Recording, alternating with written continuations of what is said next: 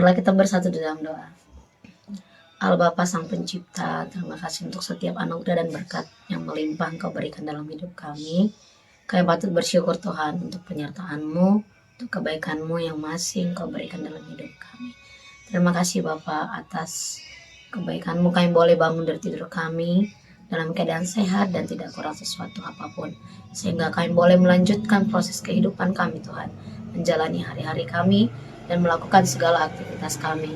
Oleh karena itu Tuhan, kami menyerahkan hidup kami ke dalam tangan-Mu yang kudus, khususnya dalam satu hari ini. Biarlah kiranya Tuhan yang menuntun, menyertai dan membimbing kami, sehingga kami boleh hidup seturut dengan kehendak-Mu. Berkati seluruh jemaat-Mu yang mendengarkan firman ini Tuhan. Kiranya Tuhan yang melindungi mereka dan menyertai mereka.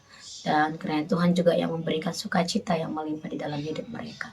Terima kasih Tuhan Yesus, berfirmanlah karena kami sudah siap untuk mendengarkannya. Amin. Selamat pagi untuk kita seluruh jemaat Tuhan yang terkasih, yang menjadi firman Tuhan pagi ini untuk kita diambil dari kitab Kisah Para Rasul 16 ayat 14. Beginilah dikatakan, seorang dari perempuan-perempuan itu yang bernama Lydia turut mendengarkan. Ia seorang penjual kain ungu dari kota Tiatira yang beribadah kepada Allah. Tuhan membuka hatinya sehingga ia memperhatikan apa yang dikatakan Paulus. Jadi adong mas ada parupuan nama nangi-nangi nomor goar si Lydia sian huta Tiatira. Pertiga-tiga abid hasuba nadaulat rohatu debata. Jadi dibuhai Tuhani marohana gabe di paratiatehon ma aka na hinatahon ni si Paulus. Demikian firman Tuhan.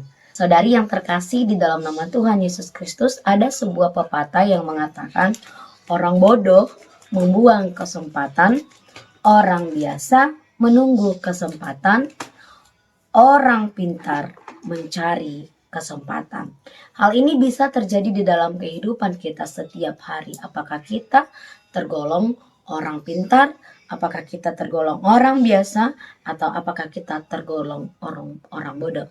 Demikian halnya dengan firman Allah di pagi hari ini yang menyapa kita, sebagaimana kita tahu bahwa Rasul Paulus adalah salah satu rasul yang terkemuka yang memberitakan pemberitaan firman dan memberikan pertobatan bagi banyak orang. Pemberitaan Paulus sangat berdampak sehingga membuat banyak orang bertobat. Dan Paulus selalu mencari kesempatan, baik itu di antara kota-kota besar menjadi sasaran utamanya dalam pemberitaan Injil. Bahkan juga keluar dari sebuah kota, termasuk dengan firman kita pagi hari ini, yaitu ketika dia memberitakan Injil di luar non-Yahudi.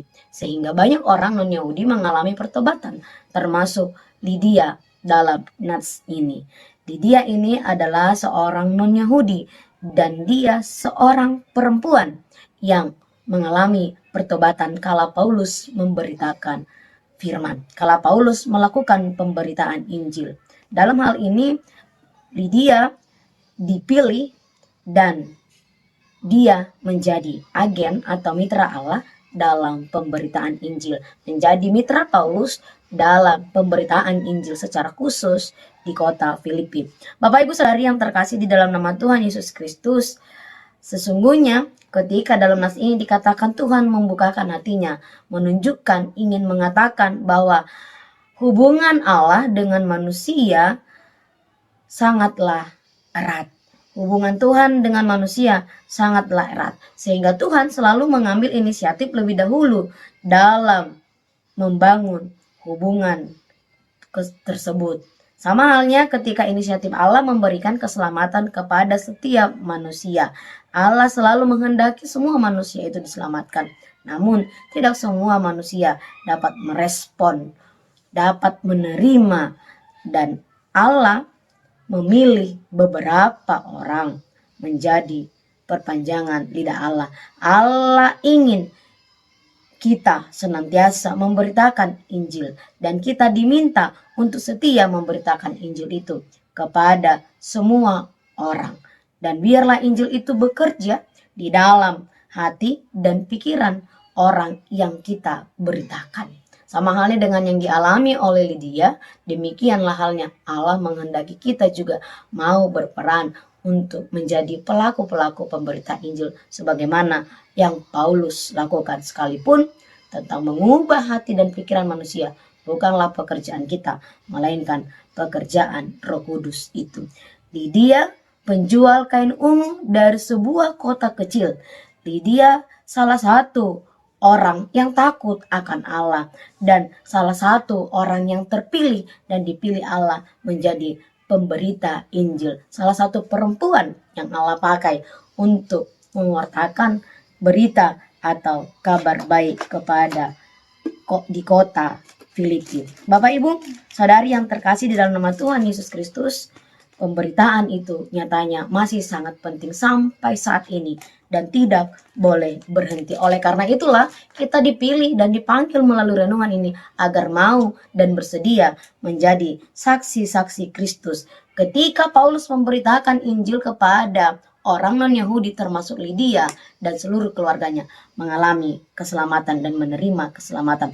Kita pun harus bisa menjadi saluran keselamatan itu yang senantiasa menyampaikan Injil sehingga semakin banyak orang yang menerima Injil atas pemberitaan kita dan mereka dapat memperoleh keselamatan juga. Oleh karena itu, jadilah menjadi saksi-saksi Kristus, jadilah menjadi lidah Allah dalam bermisi menyampaikan pemberitaan Injil yang harus kita lakukan secara kontinu, baik di dalam kehidupan kita, baik melalui perkataan kita, baik juga melalui kehidupan kita setiap hari. Karena dengan itulah kita menjadi saksi Kristus memberitakan Injil itu, terlebih melalui perilaku kita setiap hari. Hiduplah menjadi saksi-saksi Kristus sehingga firman itu semakin bertumbuh dan dirasakan banyak orang. Firman itu tidak hanya untuk diri kita sendiri, melainkan juga untuk orang lain.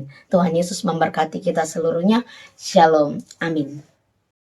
Kasih karunia dari Tuhan Yesus Kristus serta kasih setia Allah Bapa dan persekutuan Roh Kudus memberkati dan menyertai kamu sekalian hari ini, esok, dan sampai selama-lamanya. Amin.